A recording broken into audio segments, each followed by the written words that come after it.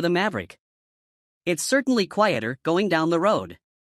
The ride is quite nice as well. It's a little stiff, but it's quiet again. You don't really hear much road intrusion. All right. So it's a 45. Yeah, quite nice over there. That is certainly where the Santa Cruz excels over the Maverick. You spend a little bit more money on equivalent Santa Cruzes, but they do feel higher end than the Maverick. I think overall, the Maverick is a cooler vehicle, but this certainly feels like a higher quality item. So there are certain people I'd recommend the Maverick to.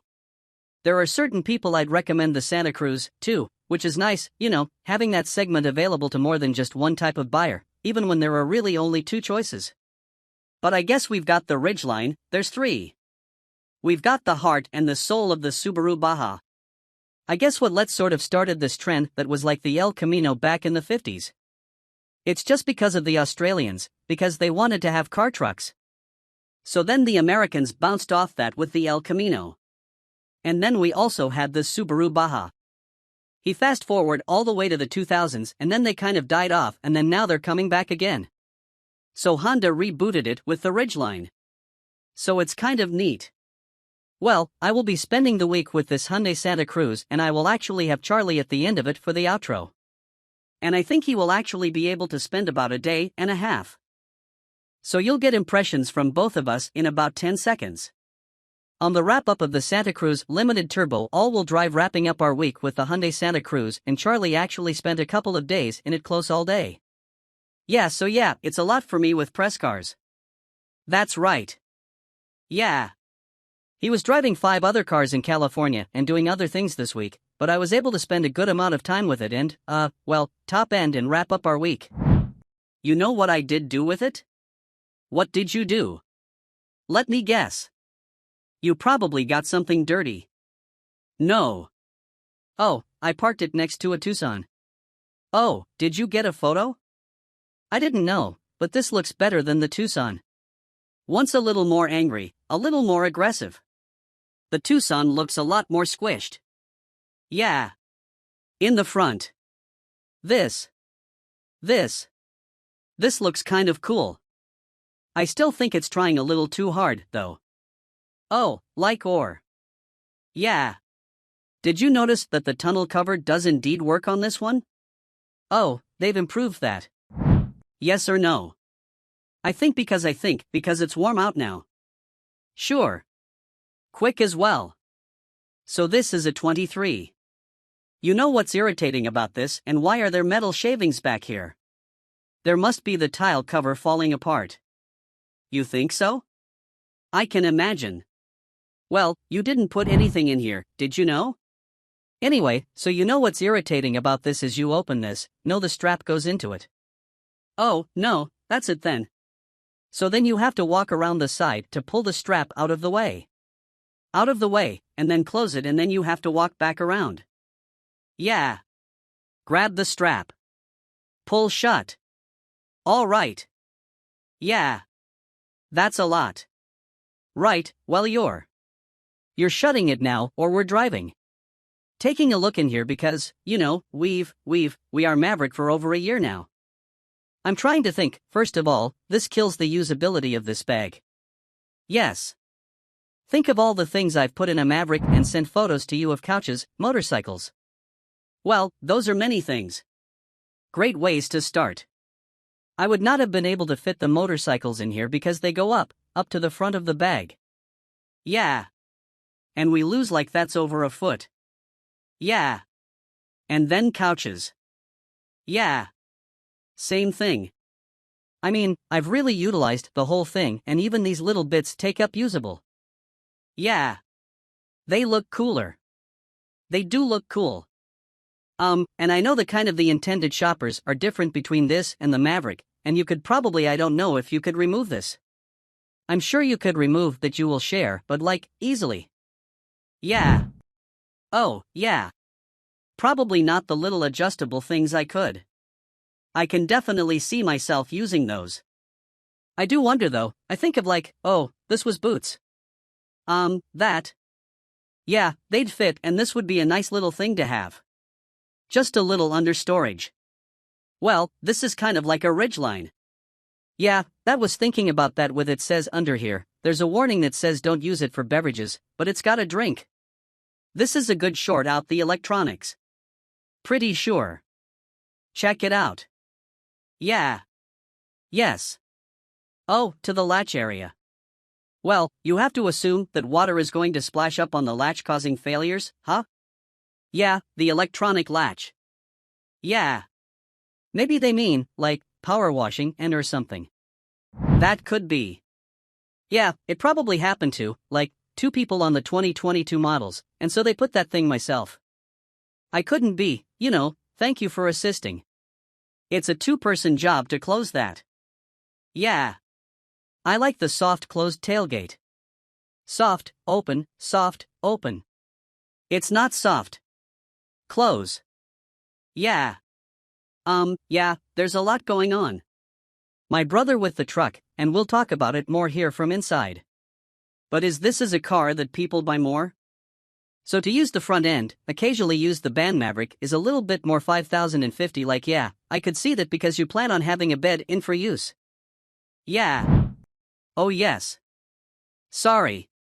Would you like to close it? Well, because I can do the honors. It's very graceful. Okay. Would you like to drive? Yeah. Yeah. Not a ton of sidewall on these giant wheels. No, I think they're toes. Pretty sure. Small pet peeve. I like all the dust on here. Well, yes, that I. Oh, come on. Is that why you wear hoodies all the time? Easier to clean off screen. Yeah. My material wouldn't have done that anyway. A remote started this over the weekend and things I remote started this over the weekend and when you remote start it there's no confirmation, there's no like lights that come on to let you know that it's the starting has worked, it flashes 3 times but then stays blank, a lot of cars the DRLS. Come on. You can go. Oh good, it's start good. It's running. Yeah, I have no idea. Why do the Koreans struggle with that so much? With the remote start not only starting, but also giving you a sign that it has started. Right? And I don't know. I don't know. Also, I was blinded last night because we had to drive in the evening and it was a very bright. I had it turned all the way down to the white gauges. Yeah. And no eco mode. Oh. So you have to either drive in sport or look at the white base gauges. CarPlay works pretty well, although again, small pet peeve that it doesn't, by default, bring it up because you get in the car, you plug your device in, or you use one of the wireless CarPlay adapters that we've promoted on the channel. And then it says reading USB and now CarPlay is connected. But it doesn't, like I still have to go over here and click it. But why doesn't it just come up? Yeah, that's true. That's true. Because you would think if you're plugging CarPlay and you would probably want CarPlay. Yeah, that's true. Also, I'm not a huge fan of the haptics for adjusting the time because you have to like it. You have to look at them and do it in a lot of vehicles. You can just get in and kind of like mindlessly rotate things. Another thing, if you do a remote start, if you do remote start the truck, it defaults, and maybe you can change this, but it defaults climate control, the 72 auto. I noticed that it was a little bit haunted when I got it because it would just do whatever it wanted to do. I was like, why does the climate control keep changing? And I'm not asking it to do that. There's got to be a way to probably make it not do that. Like there was something else irritating with this. The problem is it's been like 4 days since I've driven it, so I don't remember what I was irritated with the tuning the throttle, tuning with the DCT. Not the smoothest thing in the world, sure. But it could also be because of the turbo lag. Well, let's explain this to the viewers a little bit. Who maybe aren't quite as technically minded. This truck, as opposed to many other vehicles, for its transmission uses a mechanism where 2 physical clutches have to come together and meet and marry in order to propel the car forward, similar to that of a manual transmission as opposed to most automatics which use a viscous fluid in order to be able to stop it. It's a vicious meaning. It's thick like peanut butter and a torque converter, like a warm peanut butter. Yes. And the torque converter to propel the car forward, and those torque converter automatics do lose a little bit in fuel efficiency, but they make up for it in the smoothness. And this car actually has to use a wet clutch to meet together. And sometimes that results in jerkiness. Sometimes, as Chris mentioned, it results in not very smooth satellite application. But also I really do genuinely worry about the longevity of this transmission. Yeah, well, we've seen that when they got trouble with hundreds had trouble, Ford had trouble when they were doing it. We just talked about this in the Mazda 690, how no one ever really has issues with the torque converter automatics. But manufacturers always have issues when they try to go for a dual-clutch automatic. It's just like I was at a stoplight yesterday next to a third-generation Ford Focus, and I almost sent you a photo saying, "What are these two cars having?" Yeah, and then we'll need a transmission in 100. That's right. Yeah. And I think even more so with a vehicle like this, trucks are something that you often do stop and go type of things with. Oh yeah. For example, I pulled a tree out with my Maverick Ford, and that is something that in this smoke, the clutch. Yeah, the clutch would just be like burning up, having to try to go from a stop and yanking out that tree. Yeah, well, the Maverick, it's just moving the torque converter there. No harm, no foul. Yeah. So doing towing off-roading, pulling of trees, nudging yourself back to a trailer or something like that, or to a loading round, that's a lot of work. I mean, there's just a lot of things that I don't want the idea of doing with the dual clutch. Well, like you said earlier, this Santa Cruz is more aimed towards people that are going to only occasionally use the back. The front is the priority. So at least in that respect, yes, it probably won't suffer as much from all the things that you just listed. Also, if I got one of these, I would get a trans tune and make it at least shift fast and fart, because then you'd have some sort of value to having a dual clutch. You would want a Santa Cruz, and yes, you'd be Santa Cruz. I'd have an exhaust, a tune, a downpipe and a trans tune, and it would be like and I'd get some seats from an Elantra, and I'm going to choose not to throw this thing around like an absolute moonwagon. Why? Because it handles great. I believe you. But as we've discussed. Okay. And you're still going.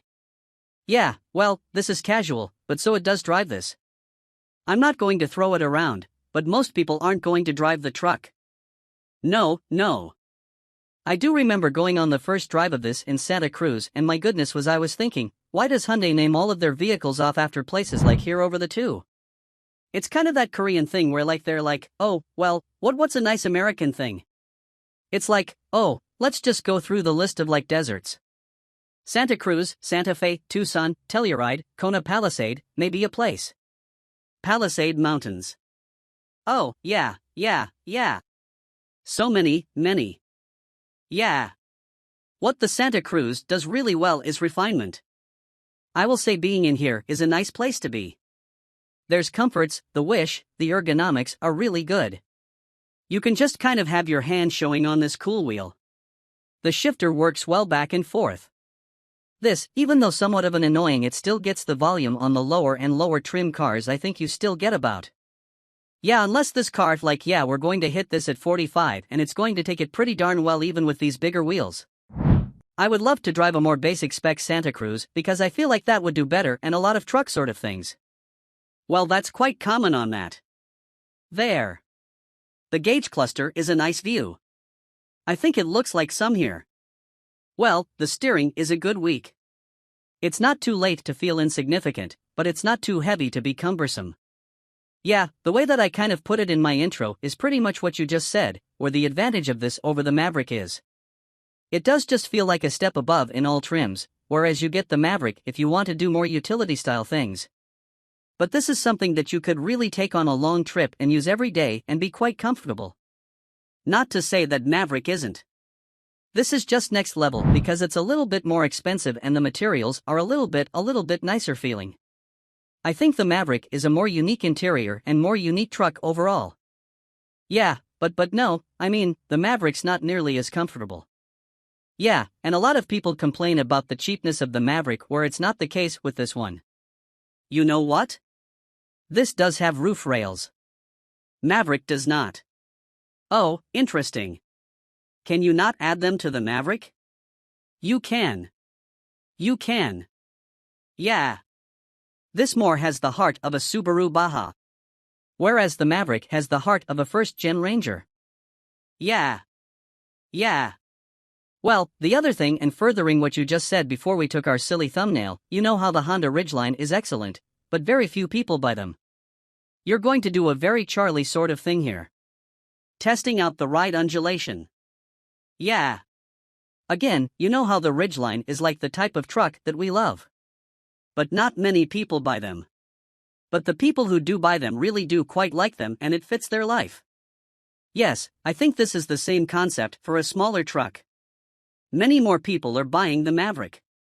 Anything that makes sense, because the Maverick is a more practical body. But there's a narrower subset of more affluent buyers who will prefer this truck over the Maverick. And I do think fits them better. Yes. But I think there are fewer people who would be. But I think the Maverick is a great truck. And I know this is practically turning into another compare, which we've already done. Yeah, we have done the trucks, but I recommend the Maverick to people who might not even be interested in a truck just because it's so inexpensive. Not really the case. But this should be like, does your lifestyle fit A, B, C, and D? Okay, then I guess a Santa Cruz would be a good choice for you, right? Alright, dude, it's so quick and feels like it would keep up with my M Roadster. I was going to make that joke. Yeah, you're driving. Seriously, this would probably be true. Oh, it certainly would. From 0-60. Cause shifter. So blown out in the Roadster. You're searching for gears the whole time. But yeah, this is like impressive levels of torque. It's got over 300 pound-feet of torque. So, yeah. And you figured this powertrain is shared with the Sonata N-Line. So I would know about that car because I got a ticket in that car. Yeah, it's all-wheel drive. That's right. Yeah, I know. This is the most practical form of that powertrain because it's pretty unusable in the Sonata N-Line. It could just be whatever junky tires they put on that thing. Are you having fun with the console? You don't know. It just feels good. Take the racing line at this apex. I think you. I'm going to leave this part in as no. Charlie just said something offensive and I had to cut it out. It's objectively true. Okay? I didn't say anything bad about them. Okay, I'm going to beat this.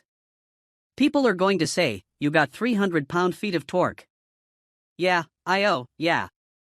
I feel like they put better tires on this, and they did on that. This thing handled one race. Yeah, it's fun to drive. Yeah. I mean, it's a good track. How much does it cost? Oh yeah. No, it's tricky. Yeah, that's not too much. Crazy. 42 people are spending a lot of money on cars these days. Yeah. Would you have this or a Maverick Tremor Lariat? Hurt Tremor, Larry. Something like 37. I know. Yeah. So you'd have that because then you could also do all of your Charlie things with it. Yeah. We're going to have to use a different level. We'll go to this one. Yeah, I mean, I know there are a lot of people who, especially if you lease cars or whatever, it doesn't matter. But I would be genuinely concerned about owning this and doing the things I do with the dual clutch. Yeah, I really would be. So I'd get them the Tremor rides better. Yeah. This is a nicer place to be. I think I'd have this for uniqueness, 'cause you never really see these and it's just kind of a cool factor thing. And either way, you see Mavericks, though, you don't see Santa Cruz at all. I see these more when we're out west, right? These are more of the lifestyle of beach people. Well, let's take a couple surfboards back there. That's all right. Yeah, it's cool. At the launch event, they took videos for the launch event with some famous surfer. Might have been Kelly Slater, but I don't know who was like, I really like the Santa Cruz, and I can do all my surfing thing and go hang out with my friends at the beach. I'm like, okay, PR stuff. You could just buy a 987 Caymanas because it comes with places to screw in a roof rack, that would be better. And then you could put surfboards on that, although you would probably have a small aneurysm if anyone got a grain of sand in your car. That's true, but you could just buy another, not mine. You need to buy a 47. Ladies and gentlemen, if you're interested in the Santa Cruz, buy a 987 Caymanas. And that's right, because it's about the same price. Yeah, well, it's actually cheaper. Cheaper, like 10 grand. And the transmission will last longer. Yes. And that's Daily Motor, and that's the 23 Hyundai Santa Cruz. I'm going a different color to it. I was just going to say that I kind of like this gray because it's got some cool flake. I agree that I would get a different color, but I don't mind this. Gray, yeah, it's just boring. It is bland. I wish you could have this in yellow. I would be sick if you could get yellow. What's the type of truck that like? It needs to be amped up a bit by the colors again. That's what matters. Yeah, well, it's a bunch of cool colors on it. Get a Santa Cruz, wrap it yellow, put an engine and trans tune on it, put it down, pipe on it. Bigger tires, lift it up slightly and I say down, pipe and dump. Okay, well, whatever. Make it fart and make it tall and make it yellow. That's what I would do. All right. Well, all those things would make the Santa Cruz the best fuel. That's right. Anything else useful? I feel like there's something else I want to say, but it's cool. Yeah. Okay. Well, are we Paris and Nicole? Yeah, I think we're person too cool for this truck. Okay. All right, everyone. Well, thank you all so much for watching. 2023 Mercedes-Benz GLC 300 4MATIC. As goes the Mercedes-Benz C-Class, so goes its sport utility sibling, the GLC Class. Benz's compact executive sedan received a comprehensive makeover for 2022, adding a 48-volt mild hybrid system to the powertrain and overhauling the looks, the cabin, and the tech therein. Now, it's the GLC's turn, and while the 2023 GLC 300 may not look all that different from the outside, it's grown a bit and picked up some notably nicer accoutrements. The 2023 GLC 300 hides its newly envisioned dimensions well in pictures, but it does appear portlier in person. With the wheelbase unchanged at 113.1 inches, and length expanding 2.4 inches to 185.7 inches, all that growth goes right to overhang, an observation our bathroom mirrors are all too familiar with. Luggage capacity is up by nearly 3 cubic feet, to 22 total. Since the wheelbase is unchanged, it shouldn't come as a surprise that front and rear legroom change by just 0.1 inch, the front shorter, rear longer, and feel no different in the new model. A few other dimensions have been massaged to boost aerodynamic slip. The GLC 300's drag coefficient now measures 0.29, an improvement of 0.02 over the outgoing model. Overall height is down 1/10 of an inch, the front track grows by 0.3 inch, and the rear track is nearly a full inch wider than before.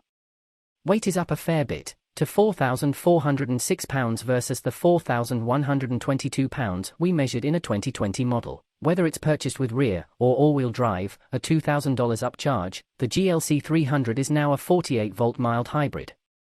The integrated starter generator bolts up to a turbocharged 2.0-litre inline-4, producing the same 255 horsepower as before, but torque rises 22 pound-feet to 295. The electric motor can add up to 23 horsepower and 148 pound-feet, but not at peak. That motive force gets routed to the wheels by way of a smooth-shifting 9-speed automatic transmission. With nearly 300 additional pounds of mass being shoved around and only 22 extra pound-feet on tap, the 2023 GLC 300's acceleration suffers, but not by much. The GLC 300 reaches 60 miles per hour in 5.7 seconds, 0.3 seconds behind the 2020 model. The story's similar in the quarter, with the 2023 model crossing the line in 14.4 seconds at 95 miles per hour, a negligible difference to the 2020's 14.2-second run at 96 miles per hour. These numbers remain superior to the last BMW X330i we tested, and they're about even with the Audi Q5 Some of this comes from the tires, which on the 2020 model had 235 divided by 55 R-19 Pirelli Scorpion Verde. All-season run flats at all 4 corners. Our 2023 example wears wider, staggered AMG wheels, $850, and rolls on 20-inch Continental Eco Contact 6 summer rubber measuring 255/45 up front and a whopping 285/40 in the rear.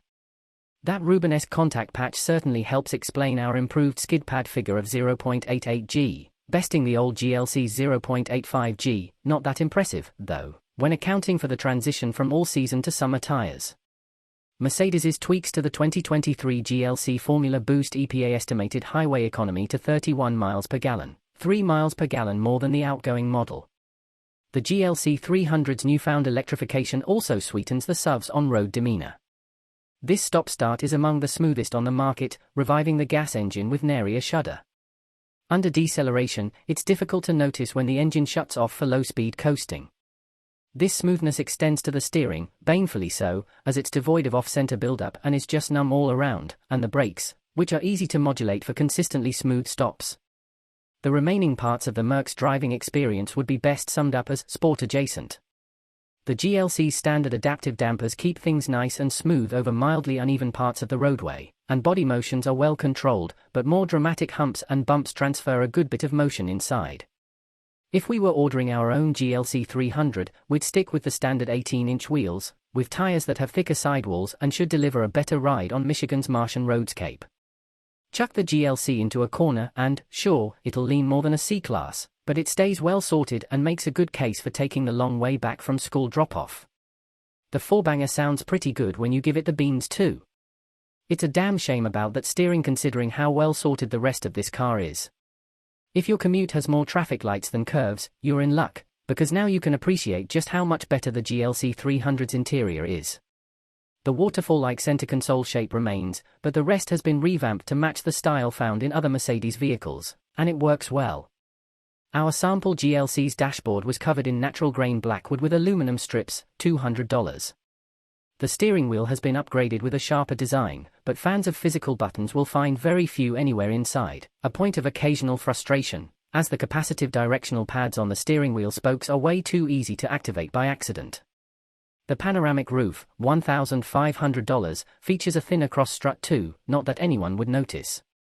Do you love screens? Well, the GLC is a modern Mercedes, so you'd better. The old model's deep-gauge binnacle has been trashed in favor of a 12.3-inch display with multiple layouts, and the capability to display a full navigation map. The 11.9-inch standard center touchscreen runs the latest iteration of MBUX infotainment software, which is responsive, sufficiently easy to navigate, and includes wireless smartphone mirroring. The center display will pick up and reflect greasy fingerprints like nobody's business, so take your preschool instruction to heart and wash your hands often. While the GLC 300 4MATIC's $50,250 base price is in line with the segment, things can get expensive in a hurry. We're staring down an as-tested price of $65,950. Some of that comes from the top Pinnacle trim's $4,450 price bump, but standalone options sure aren't cheap either. More aggressive AMG line styling will set you back $3,450, although the Night Package's blacked-out trim only adds $200 to the bottom line. The driver assistance package contains all the usual active and passive driver aids for an extra $1,950. Even this specific shade of cardinal red metallic is a hefty $1,750. Despite the bit of sticker shock, the 2023 Mercedes-Benz GLC 300 4MATIC is a strong contender in the Entralux department. Its cabin is vastly improved over its predecessors, while its new hybrid components add a dollop of smoothness to around-town duties. Yet it still can let loose and have a little fun, even with the extra junk in the trunk. Cars are Andrew Croc's jam, along with Boysenberry. After graduating with a degree in English from the University of Illinois at Urbana-Champaign in 2009, Andrew cut his teeth writing freelance magazine features, and now he has a decade of full-time review experience under his belt. A Chicagoan by birth, he has been a Detroit resident since 2015. Maybe one day he'll do something about that half-finished engineering degree. 2024 Lamborghini Huracan Starato exits in a cloud of dust. Off-roading in a Lamborghini Huracan isn't anything new to us. We've mowed the lawn at triple-digit speeds through Virginia International Raceway's daunting uphill S's. On another occasion, we ended up behind the guardrail and in the woods of VIR's Patriot course. Don't ask. Those excursions occurred involuntarily. The thought of willingly exiting the tarmac and throwing a Huracan into the dirt is insane.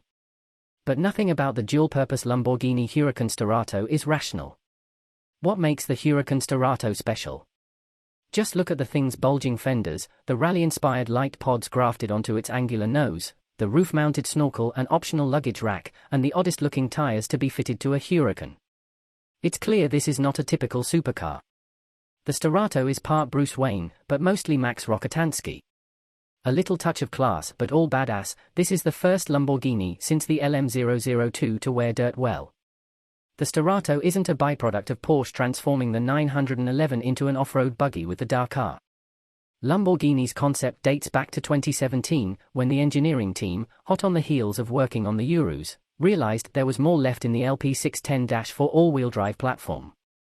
Why not fit it with longer electronically controlled dampers and softer springs to provide 1.7 inches more ground clearance than the Evo and softer anti-roll bars to enable more articulation? If you build it, they will come. And they came in droves. The Starato became instantly popular before anyone had driven one. The number that Lamborghini would produce increased again and again, finally reaching 1499, all quickly spoken for despite a $278,972 sticker. It was the end of the Huracan's journey. As in all Hurans that came before it, the heart and soul of the Starato remains the enthralling 5.2-litre V10, which has a furious soundtrack as 10 pistons pump and 40 titanium valves suck and blow air. In the Starato, the V10 generates 602 horsepower, down 29 horses from the same engine in the previous STO and Technica variants. Until now, Hurans have drawn air into the intakes from openings ahead of the rear wheels. To no surprise, when you're kicking up dust and dirt, low air intakes are a terrible idea. Lamborghini's fix is the rooftop snorkel, previously used on the STO to move air through the engine bay and here serving as the Starato's windpipe. Its flow path is more restrictive, resulting in the reduction of horsepower. Driving the Huracan Starato. Sure, the Starato has enhanced approach, breakover, and departure angles, but none of that matters much at Chuckwalla Valley Raceway. The off-road wedge obliterates the front straight. Stand on the firm, if a bit sensitive, brake pedal that modulates the standard carbon ceramic brakes, and the Starato, fitted with Bridgestone all-terrain tires, more on those later, twerks its way into turn 1. The tires beg for mercy under load exiting turn 3, and sport mode allows a copious amount of sideways playfulness. On this day, we'll ignore turning down into turn 4 and instead flip the steering wheel toggle to rally mode and drive off into the sunbaked desert. Willingly plowing the Starato into the sand feels unnatural, but with a left-right twist of the fuzzy steering wheel, the quick, fixed-ratio steering rack is an all-star for setting up a Scandinavian flick. For this model, Lamborghini passed on rear-axle steering as it muddied the vehicle dynamics when paired with the all-terrain tires. Even without it, the brake-based torque vectoring pivots the machine, the earth succumbs, dirt encompasses the six-figure rally car. And with a pull of the big column-mounted shift paddles, the 7-speed dual-clutch automatic snaps off a gear change, the Haldex all-wheel drive system shuffles torque between axles, and the Starato exits, leaving a dust plume reminiscent of the Road Runner. Never had the thought of piloting a Huracan over lumpy terrain in third gear on an 8,500 RPM redline occurred to us, but the softer dampers and spring rates, paired with longer and squishier internal bump stops, keep the uprights from ejecting from the chassis. Find the right, or maybe the wrong, path through the desert and you'll use all 6.4 inches of ground clearance. Dirt will fly over the hood. This isn't the stuff trophy trucks are made of, but for a pavement pounder, it's impressive and hilariously fun. None of this would be possible without the right tires. For that, Lamborghini tasked Bridgestone to develop the Dueler All-Terrain AT002, an all-terrain tire rated at 168 miles per hour and available only in a Starato fitment. The sidewall construction mimics that of a Bridgestone Potenza Sport summer tire, so it's stiff. Aside from a tread pattern meant to evacuate rocks and mud, the Dueler features interlocking snipes and tie bars to lock the tread blocks together to provide more stability under load. And it's a run flat, so in the event of a puncture, the Starato can carry on for 50 miles at 50 miles per hour. And while some might be tempted to mount 2 spares on the roof rack, it's only rated for 88 pounds. Bridgestone will also offer a one-off winter tire for the Starato. Oh, the possibilities. It's not just for off-road. The Starato's off-road capabilities aside, Lamborghini has created quite possibly the best road-going Huracan to date. Its softness makes for an enjoyable ride on the interstate, and with little roar from the all-terrain tires, this is the Huracan you'd want to drive across the country. Attack mountain switchbacks and there's more pitch and roll than any Huracan before it, and the steering is so quick and light that mid-corner corrections frequently occur until you train your hands to slow down.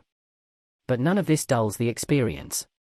Lean on it nice and hard, and the Bridgestones deliver what will likely be the greatest amount of grip we've measured from all-terrain rubber. And those fender flares aren't just for looks. The front and rear tracks have been widened by the 1st of February and the 1st of March inches, respectively, giving the Starato a touch more sure-footedness, other than a digital inclinometer, a pitch and roll display, and GPS coordinates in the central display. The Starato's interior is much the same as any other Huracan's. Perhaps one of the coolest features is its ability to sync an Apple Watch and record your heartbeat. And your heart may skip a beat driving the Starato. Even more so than all the Huracan variants that preceded it, this Lamborghini is one wild ride. 2024 Audi Q8 e-tron and Q8 e-tron Sportback go farther, quietly. The Audi Q8 e-tron and its smooth-backed sibling, the Q8 e-tron Sportback, enter 2024 with a new name, more range, more efficient batteries, better aerodynamics, and faster charging. The mechanical changes address customer concerns about range and performance, while the name change, from just plain e-tron to Q8 e-tron, is to give buyers a better sense of where the big two-row SUV sits in the brand's lineup of EV and ICE offerings. Like the gas-powered Q8, the Q8 e-tron sits at the top of the range, a roomy cruiser ready for glamorous day trips or making day-to-day errands feel glamorous. The base model starts at $75,595, and the Sportback Launch Edition we drove, with the dark chrome S-line trim and orange piped leather interior, rings in at $95,395 with options. Q8 e-tron range and charging times. The dark chrome and orange details are hints that the Q8 e-tron is a luxury SUV with a touch of sporty flair. It gets a bit more flair for 2024 with both a redesigned grille and headlights that highlight its slightly wider body.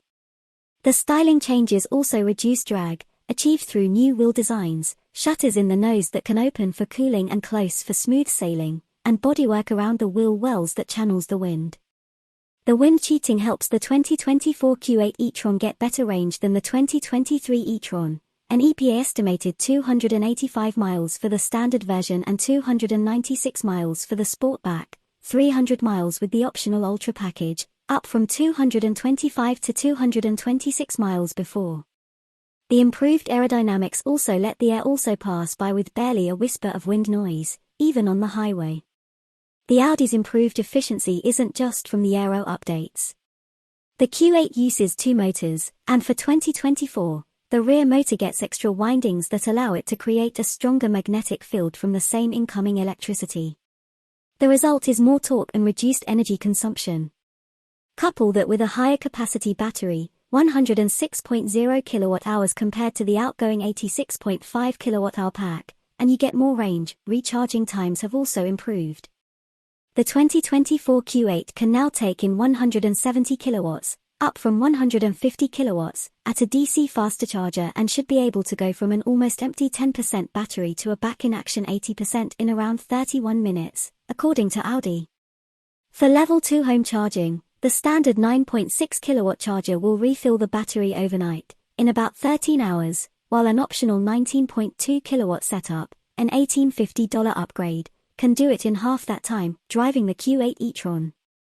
We have to admit we weren't doing charging math while behind the wheel of the Q8 e-tron. In fact, we were somewhat startled to look down after a glorious run through the dappled light of a Northern California redwood forest and realize we had about 40 miles of range left. It's easy to lose track of how far you've gone because the Q8 is so pleasant to drive. It's quick, with a combined 402 horses from its two motors, but not neck-snappingly so. From a stoplight, a foot to the floor would get you to 60 miles per hour in 5.4 seconds, according to Audi, which is middling acceleration by EV standards. And yet it strikes us as just the right amount of power for an SUV of this size, not so fast that you're backing off in a panic if you get a little heavy-shoed, but plenty torquey enough to power out of curves and confidently merge into fast-moving traffic. Changes to the Q8 e-tron steering and suspension improve the driving experience. A quicker ratio of 14.6 to 1 instead of the previous 15.8 to 1 results in a more responsive wheel. The front suspension gets a stiffer bushings, and the adaptive air springs, which offer 3.0 inches of height adjustment, soak up bumps and ruts with aplomb. Along with the suspension settings, the Q8 offers 7 different drive modes, which alter ride height, accelerator response, steering feel, stability control programming, and power delivery. Brake energy regen can be adjusted via paddles on the steering wheel, and the most aggressive setting will just about bring the car to a complete stop. The brake feel is fantastic, with no grabby spots in the pedal travel as the Q8 transitions from reg to friction braking. As is often the case on California's Highway 1, we had to stop several times due to road construction. In the Q8 e-tron Prestige, with its massaging seats, the delay afforded the opportunity to kick back and admire the drifting coastal fog as it floated gently over the panoramic glass roof. Well, during the second stop, we were able to do this. The first one was spent delving through the extensive menus in the 10.1-inch upper display screen to figure out how to turn off the various lane-keeping beeps. For the record, it's in both the settings menu and on the end of the turn signal stalk. The Q8 is screen-heavy, with a second display for climate controls below the main infotainment screen. There's also screen-based instrumentation, and in the Prestige trim we drove, a head-up display. The Q8's interior is much like the exterior, with a design that could be more radical but certainly won't upset anyone. The center console layout doesn't make the best use of space for storage, with cup holders crammed up against the shifter and the vertical phone slot, but there is a left side drawer in the dash that's perfect for parking garage tickets and secret snacks. Human space is excellent, the seats are comfortable both front and rear even in the sloped roof Sportback. Electric vehicles and SUVs lend themselves to comfort and luxury. Audi was wise to recognize that and not attempt to make the Q8 too focused on handling or acceleration. The improved range means less worry about recharging, allowing drivers to relax and enjoy the smooth, quiet ride. 2024 Audi Q8 e-tron and Q8 e-tron Sportback go farther, quietly. The Audi Q8 e-tron and its smooth-backed sibling, the Q8 e-tron Sportback, enter 2024 with a new name, more range, more efficient batteries, better aerodynamics, and faster charging. The mechanical changes address customer concerns about range and performance, while the name change, from just plain e-tron to Q8 e-tron, is to give buyers a better sense of where the big two-row SUV sits in the brand's lineup of EV and ICE offerings. Like the gas-powered Q8, the Q8 e-tron sits at the top of the range, a roomy cruiser ready for glamorous day trips or making day-to-day errands feel glamorous. The base model starts at $75,595, and the Sportback Launch Edition we drove, with the dark chrome S-line trim and orange piped leather interior, rings in at $95,395 with options. Q8 e-tron range and charging times. The dark chrome and orange details are hints that the Q8 e-tron is a luxury SUV with a touch of sporty flair. It gets a bit more flair for 2024 with both a redesigned grille and headlights that highlight its slightly wider body. The styling changes also reduce drag, achieved through new wheel designs, shutters in the nose that can open for cooling and close for smooth sailing, and bodywork around the wheel wells that channels the wind. The wind cheating helps the 2024 Q8 e-tron get better range than the 2023 e-tron. An EPA estimated 285 miles for the standard version and 296 miles for the Sportback, 300 miles with the optional Ultra package, up from 225 to 226 miles before. The improved aerodynamics also let the air also pass by with barely a whisper of wind noise, even on the highway. The Audi's improved efficiency isn't just from the aero updates. The Q8 uses two motors, and for 2024, the rear motor gets extra windings that allow it to create a stronger magnetic field from the same incoming electricity. The result is more torque and reduced energy consumption. Couple that with a higher capacity battery, 106.0 kWh compared to the outgoing 86.5 kWh pack, and you get more range. Recharging times have also improved. The 2024 Q8 can now take in 170 kilowatts, up from 150 kilowatts, at a DC faster charger and should be able to go from an almost empty 10% battery to a back-in-action 80% in around 31 minutes, according to Audi. For Level 2 home charging, the standard 9.6 kilowatt charger will refill the battery overnight, in about 13 hours, while an optional 19.2 kilowatt setup, an $1,850 upgrade, can do it in half that time, driving the Q8 e-tron. We have to admit we weren't doing charging math while behind the wheel of the Q8 e-tron. In fact, we were somewhat startled to look down after a glorious run through the dappled light of a Northern California redwood forest and realize we had about 40 miles of range left. It's easy to lose track of how far you've gone because the Q8 is so pleasant to drive. It's quick, with a combined 402 horses from its two motors, but not neck-snappingly so. From a stoplight, a foot to the floor would get you to 60 miles per hour in 5.4 seconds, according to Audi, which is middling acceleration by EV standards. And yet it strikes us as just the right amount of power for an SUV of this size, not so fast that you're backing off in a panic if you get a little heavy-shoed, but plenty torquey enough to power out of curves and confidently merge into fast-moving traffic. Changes to the Q8 e-tron steering and suspension improve the driving experience. A quicker ratio of 14.6 to 1 instead of the previous 15.8 to 1 results in a more responsive wheel. The front suspension gets a stiffer bushings, and the adaptive air springs, which offer 3.0 inches of height adjustment, soak up bumps and ruts with aplomb. Along with the suspension settings, the Q8 offers 7 different drive modes, which alter ride height, accelerator response, steering feel, stability control programming, and power delivery. Brake energy regen can be adjusted via paddles on the steering wheel, and the most aggressive setting will just about bring the car to a complete stop. The brake feel is fantastic, with no grabby spots in the pedal travel as the Q8 transitions from regen to friction braking. As is often the case on California's Highway 1, we had to stop several times due to road construction. In the Q8 e-tron Prestige, with its massaging seats, the delay afforded the opportunity to kick back and admire the drifting coastal fog as it floated gently over the panoramic glass roof. Well, during the second stop, we were able to do this. The first one was spent delving through the extensive menus in the 10.1-inch upper display screen to figure out how to turn off the various lane-keeping beeps. For the record, it's in both the settings menu and on the end of the turn signal stalk. The Q8 is screen-heavy, with a second display for climate controls below the main infotainment screen. There's also screen-based instrumentation, and in the Prestige trim we drove, a head-up display. The Q8's interior is much like the exterior, with a design that could be more radical but certainly won't upset anyone. The center console layout doesn't make the best use of space for storage, with cup holders crammed up against the shifter and the vertical phone slot, but there is a left side drawer in the dash that's perfect for parking garage tickets and secret snacks.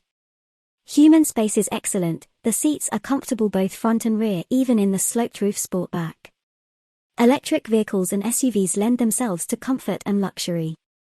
Audi was wise to recognize that and not attempt to make the Q8 too focused on handling or acceleration.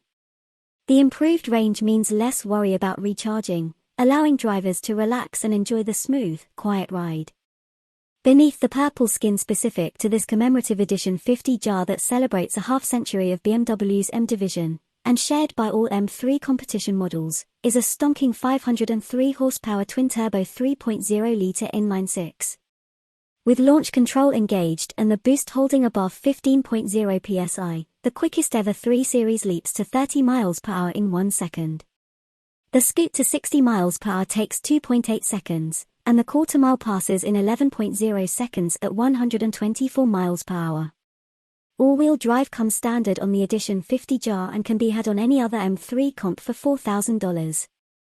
It adds roughly 150 pounds to the curb weight, but the additional traction helps the 50 jar clobber its rear drive counterpart by 0.7 and 0.6 second in the 60 miles per hour and quarter-mile drags, respectively. The beauty of the competition's X-Drive mode is that it offers the best of both worlds, all-wheel drive for supercar-grade acceleration and decoupling of the front axle to enable a rear drive mode for power oversteer shenanigans. Moving away from the world of dynamic insanity, when the drive modes are left in their softest comfort settings, the M3 Competition X-Drive is a livable place for daily consumption. The sharpest impacts reverberate up forged 19-inch front and 20-inch rear wheels and through the $4,500 carbon fiber buckets. The super supportive seats are somewhat tricky to enter and exit yet provide a surprising amount of comfort. As with all 2023 3 Series, the M3's interior is treated to BMW's curved display that incorporates a 12.3-inch digital instrument cluster and a 14.9-inch touchscreen infotainment system. The iDrive 8 operating system replaces most of the physical buttons for the HVAC and radio controls with a not-so-intuitive infotainment menu structure. Fortunately, iDrive 8.5 rolls out this summer, and BMW promises to solve these teething issues by improving the layout. Perhaps the fact that this 5-seat sleeper returned 27 miles per gallon on our 75 miles per hour fuel economy test is enough to forgive iDrive's shortcomings. More on the BMW M3 starting at $83,595. The M3 Competition X Drive delivers astounding performance for the money. The Edition 50 jar comes standard with a carbon fiber splitter and decklid spoiler, titanium tailpipes trimmed with carbon fiber, M Sport seats, a 50-jar specific carry-on suitcase, the executive and parking assist packages, adaptive LED headlights with laser light, wireless device charging, an M Shadowline trim, swelling the Windows sticker to $96,695. The only extra cost options are the aforementioned carbon fiber seats and carbon ceramic brakes. But its time at the top of the 3 Series hierarchy will be limited. The lighter 2024 cubic meters CS with an extra 40 horses and Michelin Pilot Sport Cup 2 tires arrives in the second half of this year. Whether the CS's $36,100 upcharge is an economically sound decision remains unknown, but it'll certainly contest the throne.